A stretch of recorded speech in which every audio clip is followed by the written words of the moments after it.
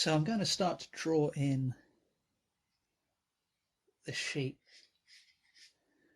with a couple of little lambs. I'm using a mid-blue watercolor marker for this. I'm using the fine nib. These particular markers come with both a brush nib and a fine nib.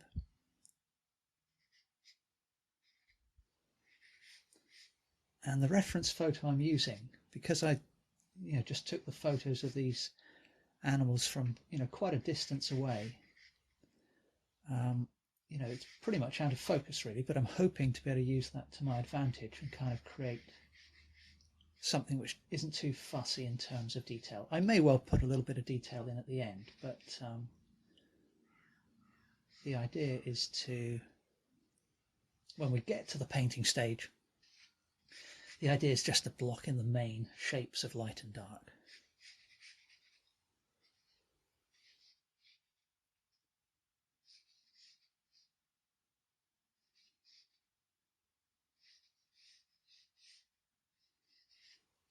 So one of the things I enjoy painting when I paint animals is less commonly seen poses. So I would say, of the paintings I've seen of sheep, they're typically seen walking around and grazing, which is obviously something they do very commonly, and I've certainly created some paintings like that. But it's also fun to just, like this early morning scene, they just appear to be sort of chilling out together. Maybe they've only just woken up. So it's just a little bit different to have these three animals just lying on the ground.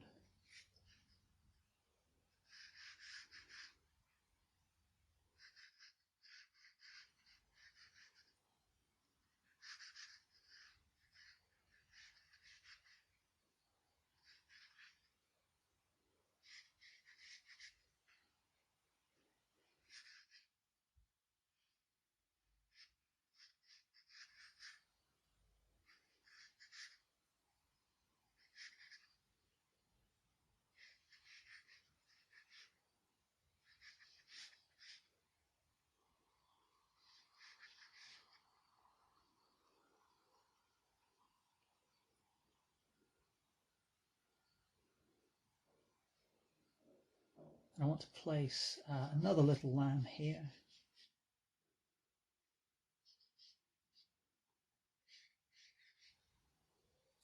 So one of the other things I do when I'm creating a composition of animals is I try not to make them too well posed, because I kind of think, when they're out in the field, they're not standing still typically. And even if they're lying down like they are now, they're not consciously deciding to sit in a particular composition which is going to suit me. So with that in mind, I try to make it look as if, we've perhaps just kind of stumbled onto this scene. So, some animals are off to the side of frame. On occasions I've had animals kind of half disappearing off the edge of the frame as well, so I think it's just a little bit more of a natural approach to creating a picture.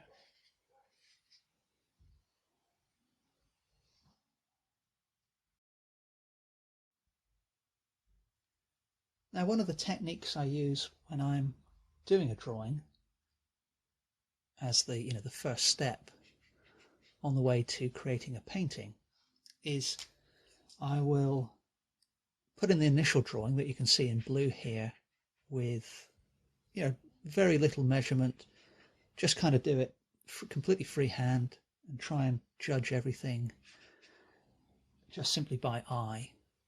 And then having done that, I'll switch to a different color. So I've switched to kind of an orange here, and I'll go back round my first set of lines, making corrections where I feel appropriate. And for me, this has two advantages. One, it's reasonably efficient. And two, I kind of think, or my hope is, that what I'm doing by doing the first set of marks freehand is I'm continually training my observation skills to be able to make accurate drawings with minimal measurement.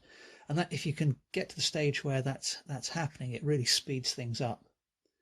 and you can be more expressive with your mark making. You can kind of just let things flow across the paper rather than having to be too laboured and too considered about it. I mean, obviously, there is definitely a place for careful measurement, you know, without a doubt, especially if we're painting animals, and even more so if we're doing portraits.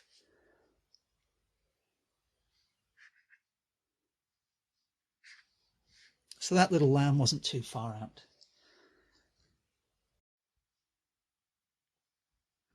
So now we go over to the adult sheep,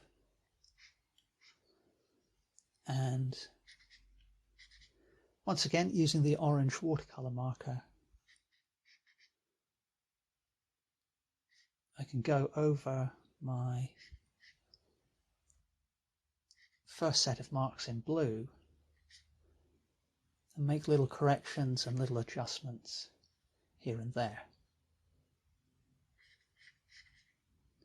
And one of the things you can also do with the watercolor marker, I'm using the brush tip on this one, is, you know, you can just block in regions of dark tone if you want to. So for example, on this particular animal, the front of the nose and the face of the animal, it's all pretty dark apart from that white patch. And of course, when I'm going to create this painting in acrylic, so we'll switch to painting in acrylic in a bit, and the acrylic will just go straight over this watercolor marker, you know, with no problem at all. So the watercolor markers, I think, are a really flexible and easy to use way of putting in the initial drawing, so that if you want to have a complete absence of any of your drawing lines in the finished painting, then the watercolor marker is going to let you do that without any problem.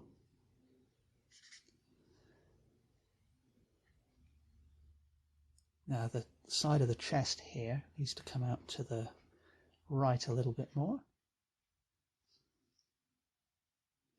And the height of the head is about the same as the height of the chest roughly, so that's not too far out. And we come back here. I think I've made this ear a little bit too big, perhaps. But the line of the neck isn't too bad.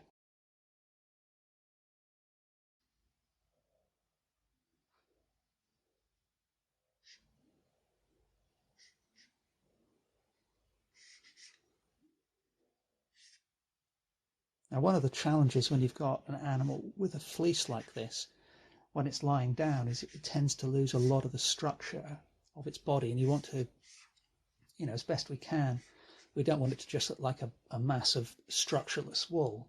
So you've got to try and pick out and perhaps slightly enhance those angles and pointy bits and any little creases there are in the flesh where you've got like the bend of a leg. That's all going to help create the illusion of 3 dimensions.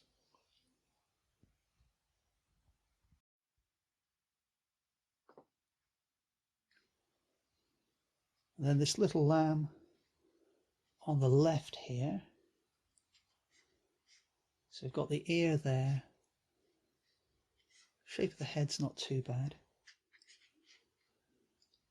Got a dark area where the eye is, and then the nose is pretty dark as well. Dark area here, I think that's mostly shadow though. And then the front leg's coming out there. There's a little bit of shadow there.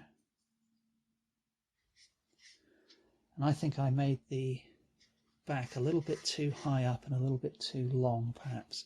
So I'm just going to truncate the length of the body